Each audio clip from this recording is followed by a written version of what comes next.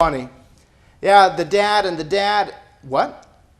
Yeah, they're a gay couple. I'm like, no, we're not watching that. But it was something they thought was funny. This was a teenager and his 12-year-old sister and his younger brothers, and they're being trained in the home by Hollywood that's acceptable. You have gender liquidity today where it depends on what you feel like any given day. If you feel like a male today, but you were born a female, well, that's okay. You can be a male. If you feel like a female, but you were born a male, that's okay too. You can be whatever you want. I'm sorry, that's not how it works. Hollywood's doing everything it can to destroy the family. You have music today. In Miley Cyrus' song, Can't Be Tamed, she promotes fornication, rebellion, being whorish and lewd, promiscuousness, partying all night long, getting down, acting crazy, and on and on. And she was the one that used to play in that little harmless TV show, Hannah Montana. You ask her dad, Billy Ray Cyrus, who do you blame for what happened to your daughter? Who do you credit for ruining your daughter's life? And he'll say, Disney, Hollywood, Hannah Montana. If he could go back, he'd wish he never allowed her to be part in that show. Makes you wonder, what are your kids watching? What are you allowing them to watch or listen to? While we're speaking about Disney, look at the movies like Little Mermaid, Mulan, and Pocahontas. And let me ask, what do all these movies have in common? All of these movies, they involve a daughter who didn't listen to her father. These movies portray the father as old-fashioned, well-meaning, but wrong. You look at the end of the movies, and yes, the daughter went through some hardships and trials trying to prove to her father that it was going to be okay. She was right. And in the end, everything is okay. She's married to this wonderful man who her father warned her against, but everything ended up okay. Well, that's not how it works in real life. Joshua chapter 24, let's read verses 14 and 15. 14 and 15.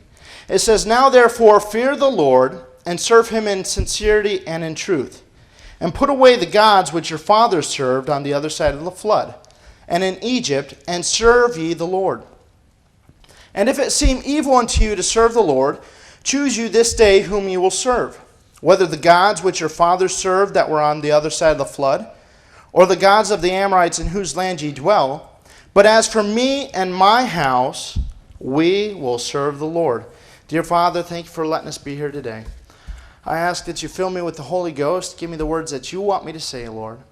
And Lord, I pray that you speak to each and every one of us in here, Lord. Help us to get something from this message we can take and apply in our lives this week. And give us a clear understanding of how important the family is, how critical our job as Christians that we have a solid family. We ask all these things in your name. Amen. You look at this verse in Joshua, and you walk into any semi-Christian's house, doesn't matter their religious background, whether they're Catholic, even some Mormons, and I mean, you walk into their house, and if they have a verse hanging in their house, more than likely this is what's going to be it. As for me and my house, we will serve the Lord. But then you look at their lives and you apply it to their lives, and you see that verse that doesn't apply to them. That's not accurate in their life. It's so important that as a family, we talked about Sunday doing things God's way. It's so important as family units that we do things God's way, the way God intended for it. You have, the family is a very basic unit that God created. It's the very first unit, the very basic unit that he created. And, I mean, it's so very important that, but today society is trying to attack that and define it and change it. You have shows that depict, six adults together, and, maybe they live in separate apartments or whatever, but that's a family. And people, their parents and their families don't understand it, but that's the family. That's what the show's about. Or you have shows like Modern Family, like I just discussed. It's trying to redefine the family. Today I want to talk to you about the different roles of each and every family member. And there's a father I'm going to be talking about, the mother, the children, and even grandparents too. So first of all, let's talk about the father. First of all, the father is to be the spiritual leader. 1 Corinthians 11:3 says, "But I would have you know that the head of every man is Christ, and the head of the woman is the man, and the head of Christ is God." Okay, so first of all, in this verse we see that the man, the husband, reports directly to Christ.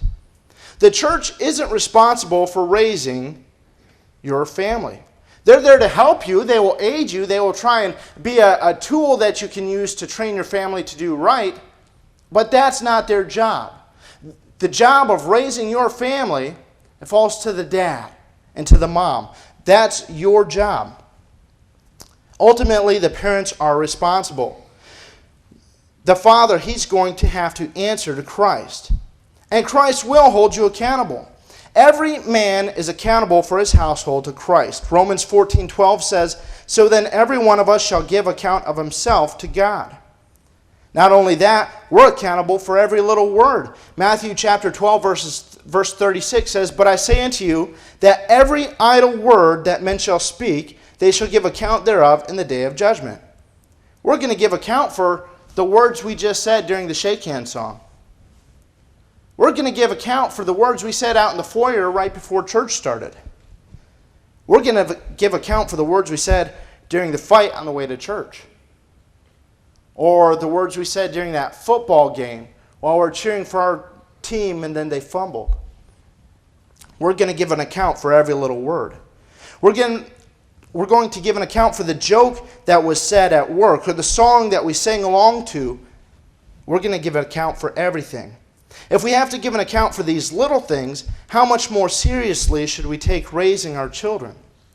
We must give account, and that's something we must give an account for, is raising our children. Hebrews 13:17 says, "Obey them that have the rule over you, and submit yourselves, for they watch for your souls, as they that must give account, that they may do it with joy and not with grief, for that is unprofitable for you." We're going to have to give an account for how we raised our families, how we trained our families. That's something we're going to have to give an account to God. Next, the father, he is to be the head of the home. Ephesians 5:23 says, "For the husband is the head of the wife, even as Christ is the head of the church, and he is the Savior of the body." Again, in Genesis 3:16, "Unto the woman he said, I will greatly multiply thy sorrow and thy conception. In sorrow thou shalt bring forth children, and thy desire shall be to thy husband, and he shall rule over thee." The father is to be the head of the household. You know what that means? He's responsible for every decision, every action made in his home. Think about that. Every decision, every action taken in the home, the father is responsible for. Now, he may not make that decision, he may not do that action, but ultimately, he is responsible for what happens in his home.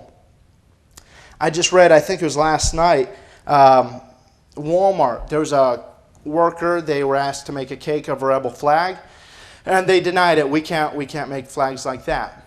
And that irritated the man that placed the order, and so he was going to teach him a lesson. And so he got a picture of what, I guess, ISIS, their flag or something like that, and he sent that into Walmart. And that co-worker looked at it, not knowing what it was. They went ahead and made that, strange-looking cake. And that guy, he posted it all over the place. He made a big deal about it. Now, yes, that co-worker probably got chewed out. They probably got into a little bit of trouble, a little bit of trouble. But who had to pay for that mistake? The big guys in the company, the owners of the company. They had to come out with a lawyer and say, well, they had to make excuses, and we didn't realize this was what was going on, and they had to, talk themselves out of this problem. See, it was this baker, this one little person over here that made the problem, the wrong decision, but who's responsible for it? It was the owners. It was the people higher up in the company. Same thing with the family. A child may make a decision. The wife may make a decision. But who's responsible? The father. He's the one that's going to have to give an account for it. He's the one that's responsible for it. The father, he's responsible for what the children wear outside of the home. Think about that. What are your kids wearing outside of the home? My little daughter, I'm trying to teach her modesty right now. Well, she's 2 years old, Matthew. She doesn't know that stuff, no. But by the time she's 15, 16 years old, she's not even going to have to think about it. She's walking downstairs and fall. First thing she's going to be worrying about is covering herself, making sure her skirt doesn't fly up. She's going to be concerned with modesty. The father, he's responsible for what's watched in the home. Well, my kids have their own TV in their room. They have their own cell phone. I don't know what goes on. You should. You're still responsible for it. He's responsible for what's listened to inside the home. Well, no, you're responsible for it. They're responsible for who comes over. And in saying this, let me say it again, he may not make the decision, but he is responsible for it. Now, the husband, he does have a valuable resource. That's his wife. She is there to help him. And we'll talk a little bit more about that in a minute. The husband doesn't have to make every decision in the home, but he is responsible for it. So it's important for the husband and the wife to be on the same page. A husband and wife, they need to sit down, they need to talk together, discuss, all right, this is what we're going to allow in my house. This is what we're going to allow here in the house. The father and mother, they have to be on the same page. Next, the father, he's to be the provider of his family. 1 Timothy 5:8 says, but if any provide not for his own, and especially for those of his own house, he hath denied the faith and is worse than an infidel. You know, the government, Pastor mentioned this a week or two ago, government has programs to help those who are struggling, but those programs are meant to be temporary. They're not supposed to be permanent. But too many people allow it to become permanent, either because they're lazy and, well, I haven't worked in this long, I shouldn't, I don't want to go back to work. Or they get to a point where they don't think they can make it without the government. They become reliant upon the government aid. And what that does is that shows a lack of reliance upon God. But then instead of the father becoming the provider for the family, fulfilling his role as provider, the government becomes provider of the family. The father, his relationship to the wife. 1 Peter 3:7 says, likewise, ye husbands, dwell with them according to knowledge, giving honor unto the wife as unto the weaker vessel, and as being heirs together of the grace of life, that your prayers be not hindered. Okay, notice here it doesn't say to treat the wife like a weaker vessel. Okay, it doesn't say to treat her like a weaker vessel, but to honor her. Honor unto the wife as unto the weaker vessel. And the idea here is fine china or say you have a guest coming over, okay? You take the plastic cups that you usually have when it's just you and the kids, you put those away, and instead you get out the nice expensive glasses, the nice plates, the nice forks, the nice dinnerware, and it's something that's special. It's something to be brought out with when there's company. It's something that you use to honor people. But you go talking to people, even Christians today, oh, the old ball and chain. Yeah, the old lady, man, that's not giving honor to your wife. That's degrading. That's insulting. You don't complain about her in public. You're to give honor to her. This is something that I hate. Someone coming and me and my wife, okay, we have a great relationship. It's not perfect, let me say that. But we have a great relationship, and we do a lot of back and forth. And even with my parents, we do a lot of back and forth, and I tease them about my wife, and my wife's right there, and she punches me in the arm, and I try not to let it show that it hurt a little bit. But we have a great back and forth. But then you have people, their wife's not even there, and it's not like they're going to get counsel from pastor. They're not getting counsel from anyone. It's just there. Yeah, my wife, she didn't. I was so stupid. Can't believe she did that. Yeah, my wife, she said this, and that is not giving honor to your wife. The Bible says, he that findeth wife findeth a good thing that you have, that God has given you, and you're going and complaining about it, talking bad about it. No, we're to give honor to the wife.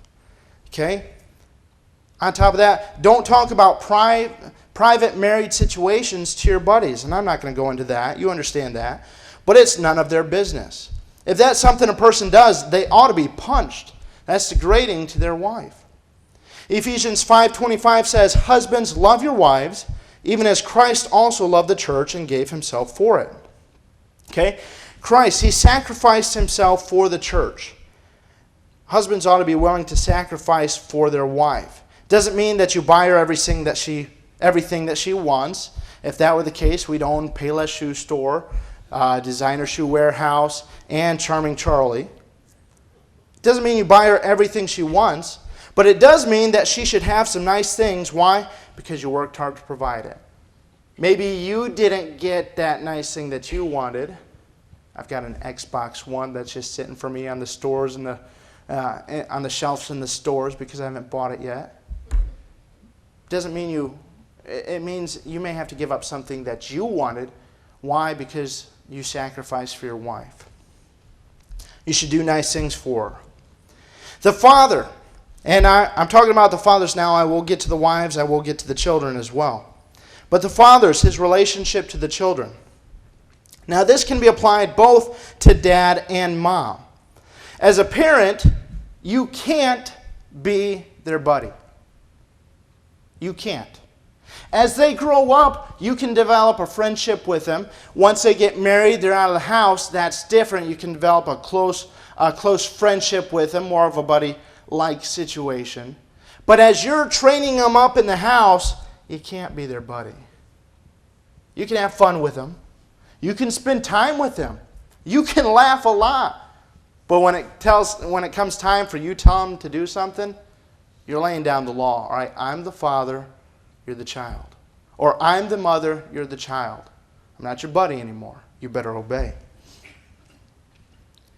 Your word is law.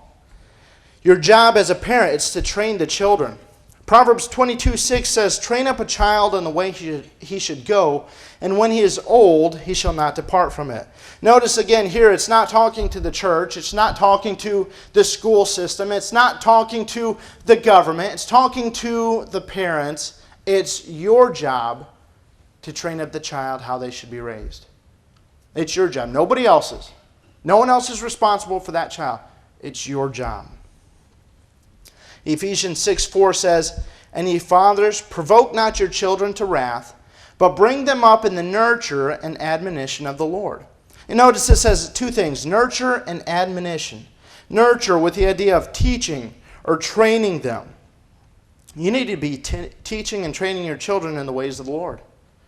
And yes, church can come in at that point as a tool for you to use, but there ought to be teaching and training at home as well. I found this verse. Let's see if I can find it real quick.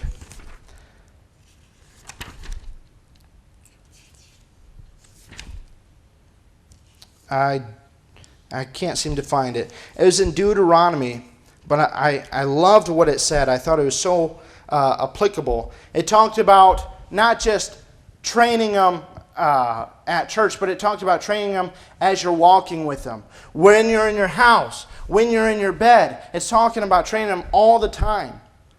You know, with my child, with my daughters, Stella and Talia, I'll use just about anything to train them.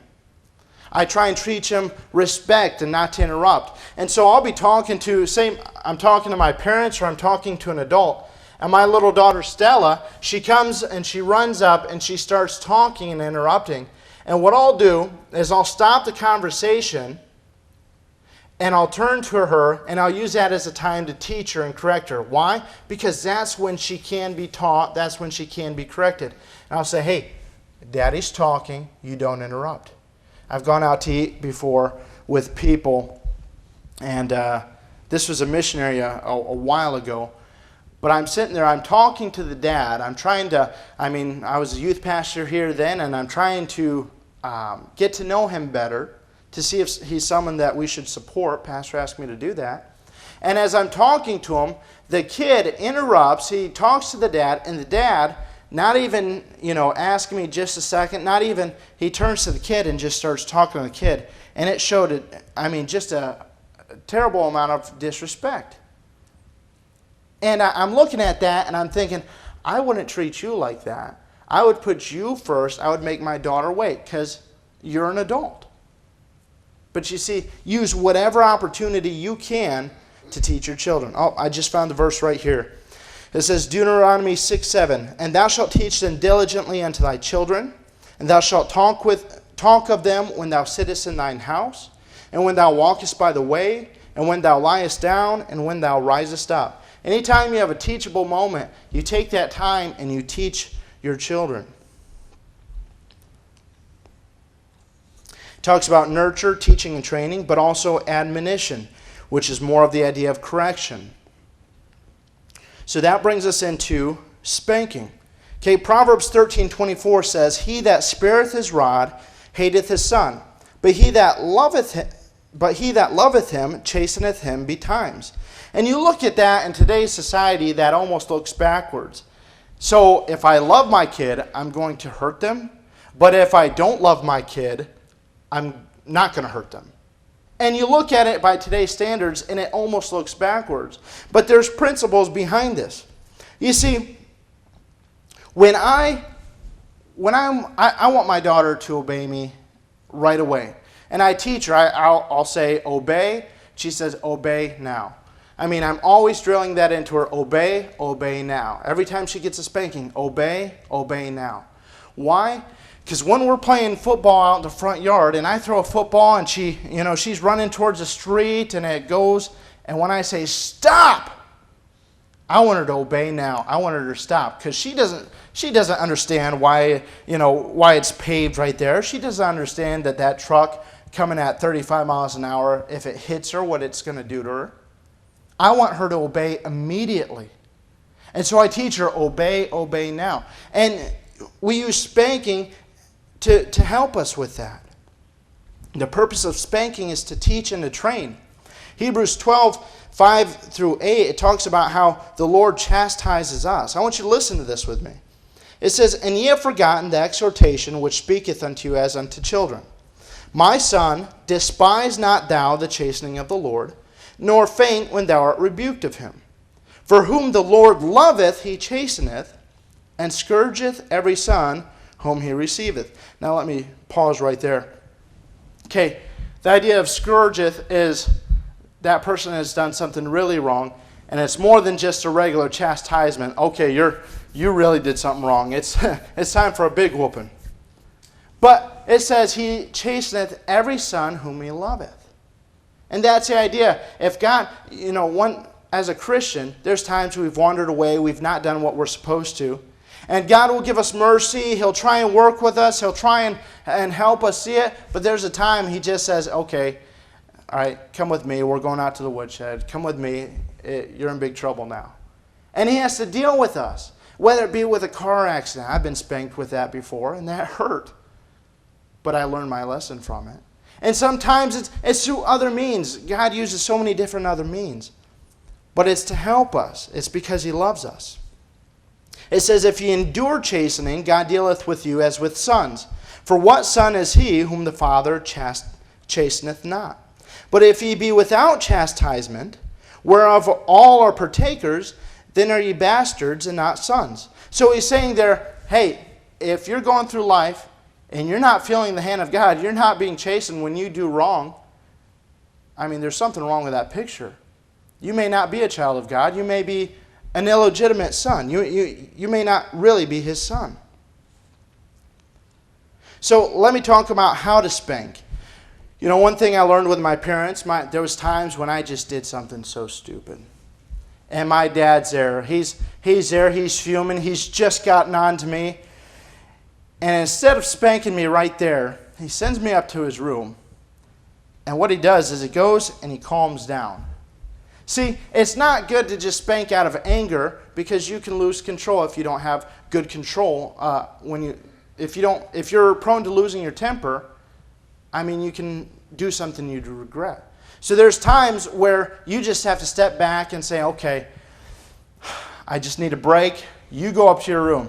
And that always seems like it's worse because there's that impending doom that's coming and time just, prolongs and you're sitting there for an hour, which is reality 3 minutes.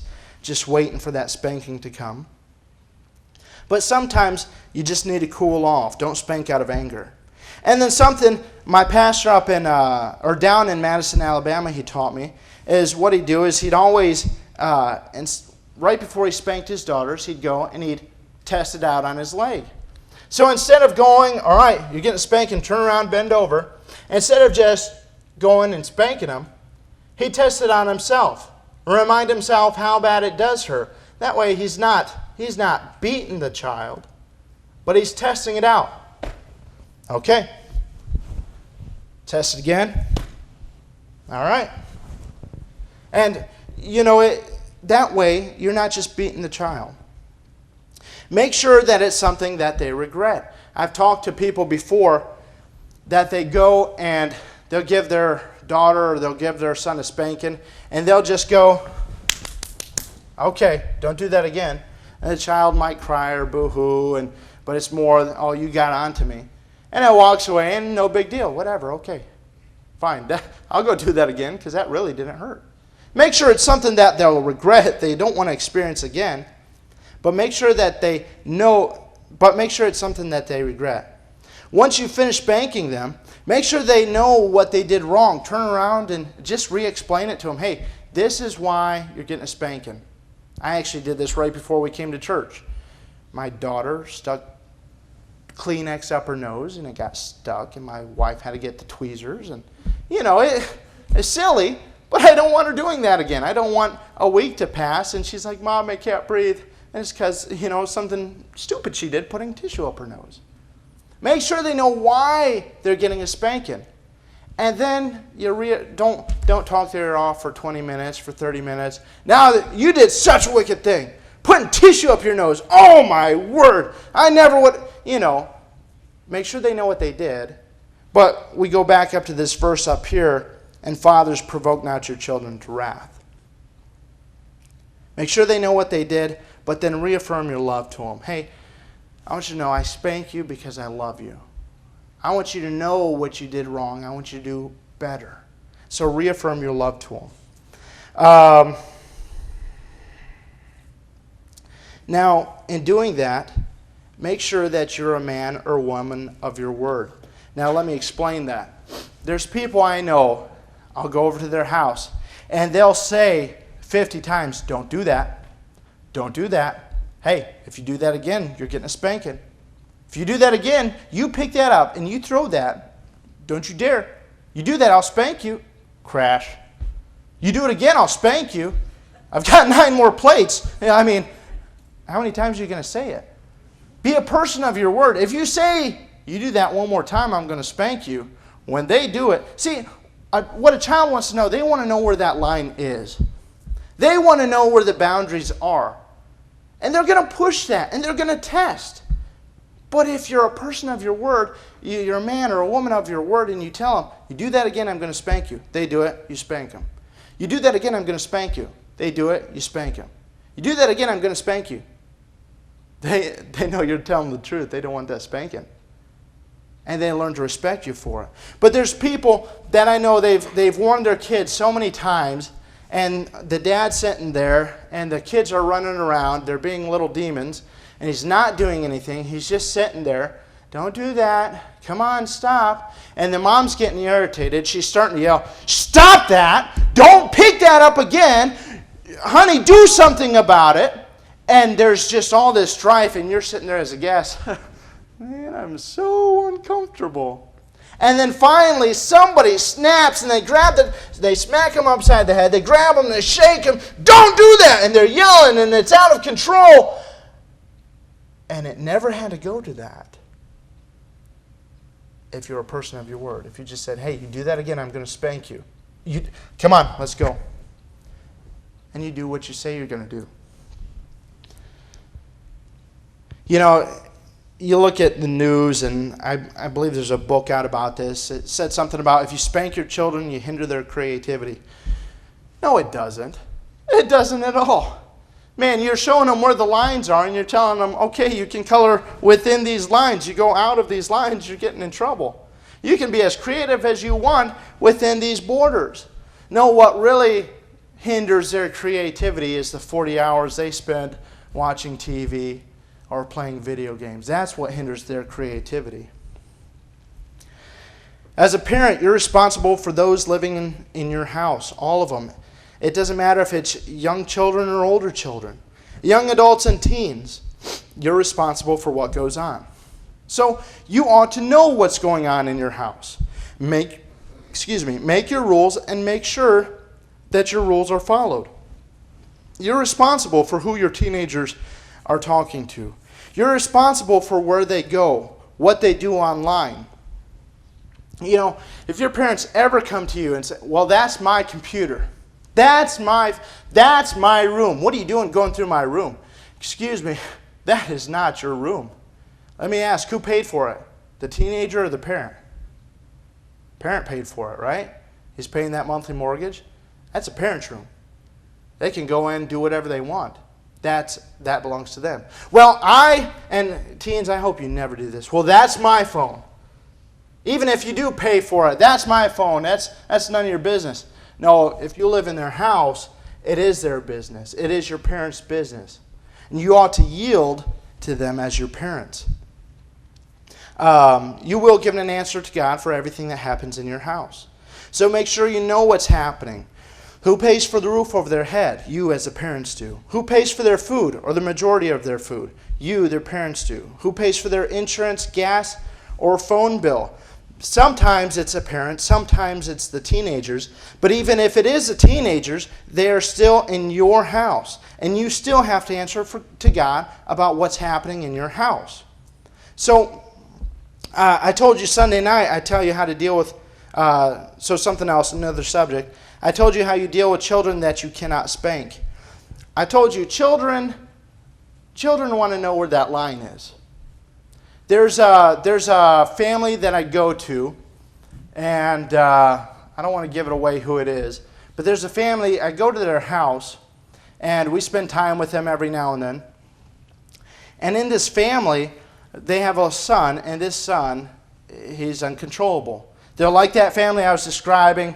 It's okay. Hey, stop. Don't do that. Don't do that. And the mom's yelling at the kids, stop that. Stop. And then finally she loses her temper. She grabs him. She starts swinging, and wherever she hits. But sometimes when we go over to this house, this child is a little rebel. He's a little demon child. But when I come there, we have a different relationship. See, I've showed him where the line is. He'll come up to me, and each time I see him, and grandparents, each time you see your grandchildren, you may have to reset things and have another go at it, just start from the beginning again. But each time I see him, sometimes I have to reset things and teach him again, you can't get away with that with me. He'll come up and he'll hit me, and hey, listen, you do not hit me. And I'll go take him, I'll put him in a corner. I can't spank him. He's not my kid. Would I like to spank him? Yeah. Would I like his parents to spank him? Absolutely. But that's not happening. I'll take him. I'll sit him in a corner. Hey, don't you do that again. And I'll be real serious with him. And finally, it'll soak in.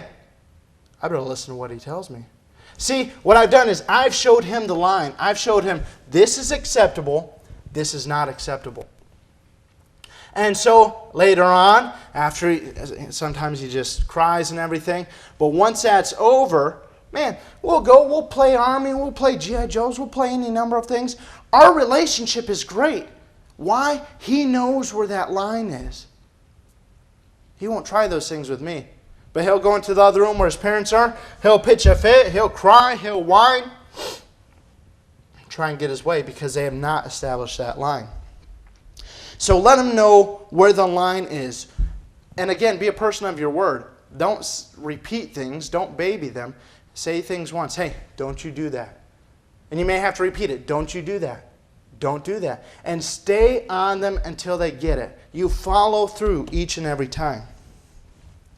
So we've talked about the father. Let's talk about the mother now. Genesis 2:18 says, "And the Lord God said, It is not good that the man should be alone. I will make him an helpmeet for him." So the purpose of the wife is to help her husband. Now, you have wives today, they have their own career, they have their own, their job, what they do. And I'm not necessarily against women having their own careers. But a wife ought to be willing to drop her career to follow her husband. Your career isn't to come between you and your husband, but your first priority, your first concern is your husband, and then it's your family. Ephesians 5:22 says, "Wives, submit yourselves unto your own husbands as unto the Lord." Like I said earlier, the wife is a valuable resource to her husband. If you have an idea, by all means, share that with your husband. Communicate with him. You're his number one advisor. But if he decides to go with something else, to choose something else, don't argue. Don't fight. Don't start this big brawling match. Okay? Submit to him. Maybe clarify why or how you came up to your conclusion if he'll hear it. But you submit to him. So if something goes wrong, if something bad happens, you're not the one that gets in trouble for it. You've done what you're supposed to do. You've submitted to your husband. You're not going to have to answer to God for his mistakes. He's going to have to answer to God. Proverbs 31:12 says, "She will do him good and not evil all the days of her life." You know, some wives seem to have this backwards. They meet with their friends and they complain about her husband. Or in public, she'll treat her husband like he's stupid or a moron. And in some cases, that may be it. That may be the case. But it's not your job to say so. Those words ought to never come out of your mouth. Your husband should be praised. He should be your hero in public. You're to do good to him and not evil. And then the children, their responsibilities are found in Ephesians chapter 6. Verse 1 says, "Children, obey your parents in the Lord, for this is right." Now you have to ask yourselves, who is this referring to? Obviously, it's talking to younger children, but what about teenagers? What about young adults who are unmarried, but they're still living at home? You have to go back to Genesis chapter 2 and verse 24. God's talking to Adam and Eve, and it says, "Therefore shall a man leave his father and his mother, and shall cleave unto his wife, and they shall be one flesh." The Apostle Paul repeated that. He says, "For this cause shall a man leave his father and mother, and shall be joined unto his wife, and they two shall be one flesh." And then Jesus Christ himself said it in Matthew 19:5, and they said, "For this cause shall a man leave father and mother, and shall cleave to his wife, and they twain shall be one flesh." So what it's saying here is, once you're married, you're your own couple. You're on your own. You're responsible for yourself. But until that point, especially you live in your parents' house, hey, you're under their authority. You're to obey them. Hey, teenagers, you're to obey your parents. Not just obey them. Ephesians 6:2, it says, "Honor thy father and mother," which is the first commandment with promise. Hey, this applies to young children, teenagers, young adults, even married couples. You're to honor your parents. That means when you're in public and when you're with your friends, you're not talking bad about your parents. My dad, he won't let me go to No. If your dad didn't let you go to that party, that's fine. Don't complain about your parents. You're to honor them. You're to uplift them. You're to praise them. You're to honor your parents. If you still live at home, even if you moved out of the house but you're unmarried, you're still responsible to your parents. You're still, to an extent, under their authority, and you ought to honor them. And then we move on to the grandparents. You know, today's thinking with grandparents, the thought is, well, my job is to spoil the children. And that's okay a little bit. You know, that's some fun. I don't understand it yet because I'm not a grandparent. But I see my parents and my in-laws do it. They love spoiling the children. And that's fine to an extent. But sometimes it gets carried away. It gets to where, you know, it promotes getting away with things at grandparents' house. The grandparents allow things. Oh, I'll let them watch this, even though their parents won't let them. They're here, I'll let them listen to that music. What's the harm in it? But yet the parents they're not to listen to that music. They're not to watch these things. When it comes to things like that, you ought to back up what the parents say. These are your grandchildren, not your children. What happens when they try that with their friends as a teenager? Well, I'm used to getting away with things because, you know, I did this at my grandma's house. Well, they don't have that authority. They don't have that responsible figure with them when they're teenagers. Well, I'm with my friends, and Jimmy says it's okay to try this thing. No, we ought to back up what the parents say. There is no middle ground in raising children. Either you're a help or you're a hindrance. So here's some tips for you. First of all, follow the parents' rules. If you don't know what those rules are, sit down with the parents and see what's acceptable. What are the parents going to allow? What will they not allow? Another one is don't step in front of parents to discipline grandchildren. Okay? So if the parents are going to discipline their grandchildren, let them. Don't overstep your authority. Now this has happened before, and you know, my parents, my in-laws, they've meant well, but it's happened, just, you know, not thinking, where my daughter has done something, and before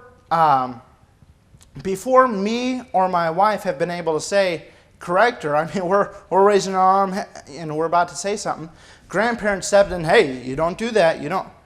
And they mean well with it, but at that point, if the parent's right there, it's not their place. As grandparents, we step back and we let our grandchildren, or we let our children correct their child. Now, if they're not going to correct the child, if they're not going to correct them, train them to do right, that's where you need to sit down with them and say, hey, listen, you know, if you keep allowing your son to do this, and he's a teenager, if you keep allowing your daughter to do this, when she's older, she's going to... And you sit down and you teach your children how to train your grandchildren. You teach them how to discipline. Don't baby the Here, another tip, don't baby the grandchild after they've gotten into trouble. This has happened before. You know, we've gone somewhere, and it's not something you might think of. It's just something that comes out. The child has gotten into trouble, and then you're in the vehicle, and, well, it's okay, don't cry, don't cry. And they're not trying to overstep their authority, but what happens there, there's a little bit of conflict. No one likes conflict. And there's a baby crying, and no one likes a baby crying, and they're just, it's okay, it's okay. But it's not okay. They got in trouble. They just did something wrong. So when this happens, grandparents need to be careful. Well, I'm not going to baby the child. I'm not going to try and comfort them. At this time, they just got in trouble. Their parents are dealing with it. They're doing a good job. I'm just going to step back. I'm not going to say anything. If something needs to be said, I'll do it later on when the child isn't there and I'm talking to the parents. I'll deal with something then that I saw. But, I'm not going to comfort the child. They just got in trouble. Because that can be taken by the child as the wrong way. Something else. I'll get to this one in a second. Another one is don't complain about your children not being raised correctly if you're not willing to say something. I know of people who this has happened to, and I've counseled some. They're complaining about how their grandchildren aren't being taught this or not being trained this, and maybe they're complaining about it. But when I've tried to counsel, well, what you need to do is you need to speak up, and maybe your children just don't know how to train your grandchildren. Maybe you just need to speak up. You need to tell them, hey, the Bible says, but don't complain about it, because what that's going to do is that's going to drive strife and division among you. There's people I know, the grandparents and the parents don't get along at all, because when the children come over, the children are little devil children, and the grandparents are afraid to say something, and the parents know that the grandparents are afraid of something, but it's bothering them, but they're not going to say, and it's just a whole bunch of strife and a whole bunch of, it's a big mess. So as grandparents, don't complain about something, don't fret or worry about something. If something's bothering you on how your kids are raising your grandkids, speak to them. Privately, not in front of the kids, but speak to them. Let them know, hey,